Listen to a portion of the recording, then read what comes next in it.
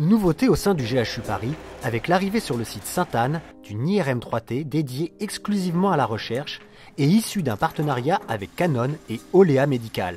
Déjà, c'est 2 ans de travail avec Canon Medical Corporation, donc c'est le Japon, avec Canon Medical Europe, et puis la France qui accueille donc ce projet. Olea Medical, qui est une société du groupe Canon, et on travaille tous sur ce partenariat scientifique qui va être sur la recherche sur les maladies neurologiques et neurodégénératives.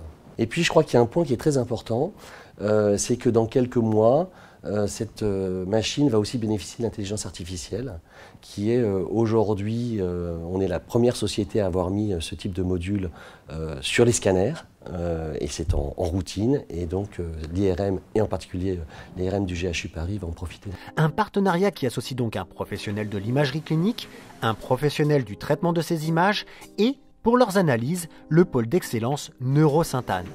Avec un objectif commun, ouvrir de nouvelles perspectives de développement de la recherche en neurosciences et psychiatrie.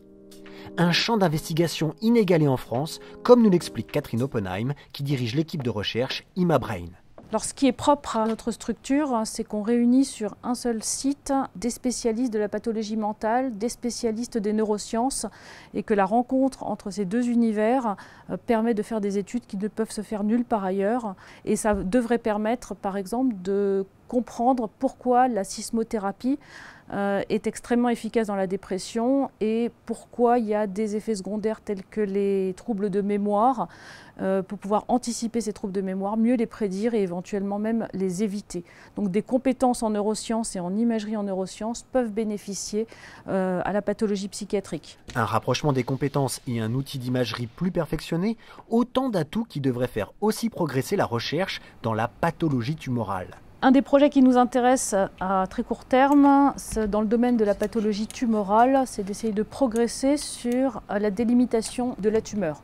Ce qu'on sait faire aujourd'hui, c'est voir la lésion tumorale, on sait la caractériser, mais ce que l'on ne sait pas, c'est visualiser correctement les limites de la tumeur, puisque vous voyez qu'autour de cette lésion, il y a du tissu apparemment sain qui apparaît en gris, alors qu'au sein de ce tissu, il existe de nombreuses cellules tumorales que l'on ne sait pas visualiser aujourd'hui. Et l'on espère que grâce à des nouvelles méthodes d'acquisition d'images en IRM, on pourra visualiser les cellules tumorales au sein de ce tissu apparemment sain.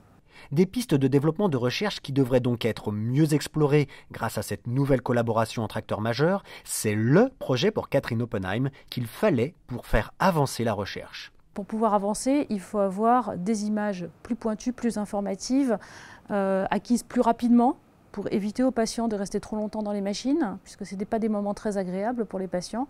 Et pour nous, ça va effectivement attirer une dynamique qui soit à la fois une dynamique motivant les jeunes étudiants, motivant les industriels, avec une alchimie autour de cette machine qui devrait nous permettre de créer des nouveautés, de nouvelles publications scientifiques et d'avancer dans tout ce qui nous intéresse. L'objectif ultime étant de proposer des traitements plus performants à nos patients.